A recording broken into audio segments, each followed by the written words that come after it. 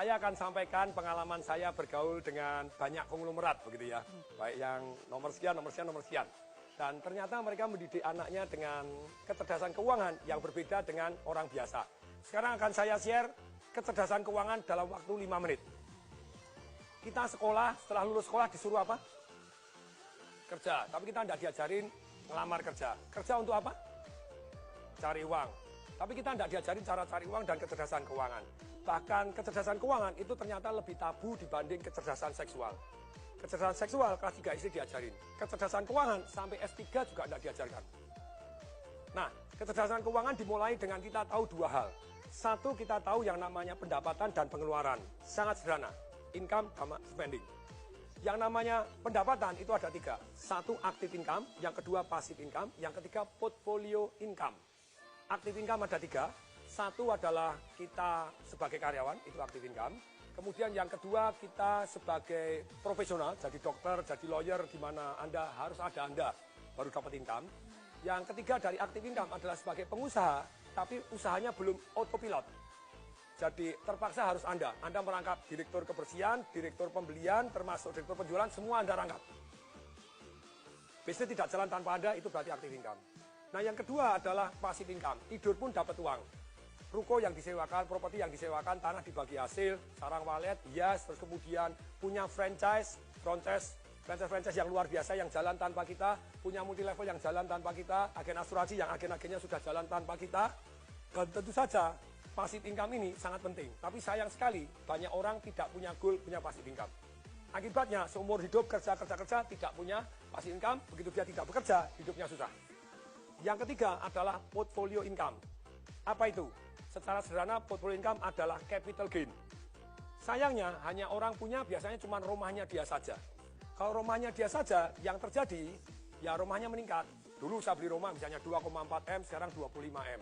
Berarti ada 22,6 M itu invisible income. Tidur tambah kaya. Nah ini padahal harusnya lebih dari 1. Jadi Anda tambah kaya tanpa disadari. Pengeluaran secara umum ada yang namanya produktif dan ada yang namanya konsumtif. Kalau yang namanya produktif, itu tentu saja yang untuk investasi tadi, untuk passive income dan untuk portfolio income. Yang produktif, ada juga yang konsumtif. Ada juga yang kesannya konsumtif, sebetulnya produktif. 3 pengeluaran yang kesannya konsumtif tapi produktif. 1, yaitu pengeluaran untuk belajar.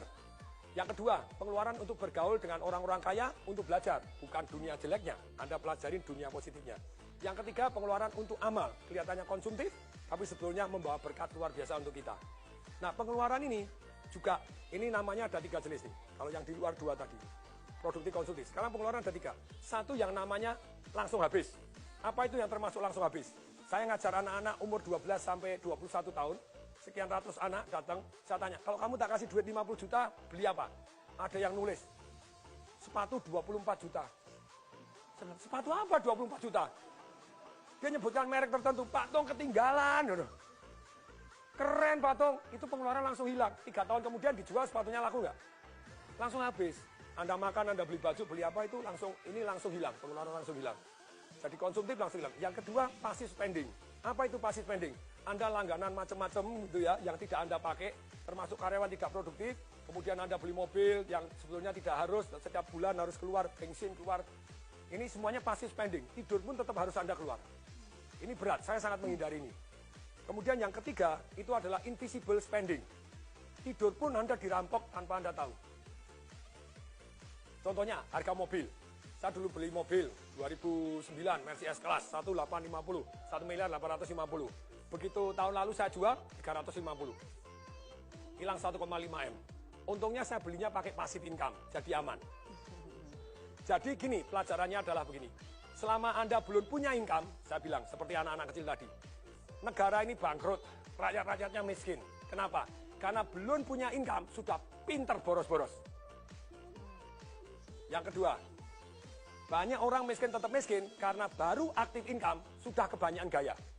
Menurut hukum fisika, hukum alam ciptaan Tuhan, gaya sebanding lurus dengan tekanan. Kalau hidup Anda kebanyakan tekanan, berarti kebanyakan gaya.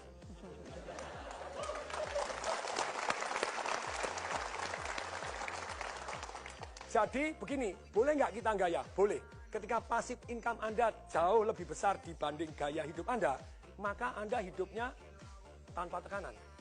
Semoga mulai hari ini kecerdasan keuangan juga diajarkan di sekolah. Salam dahsyat.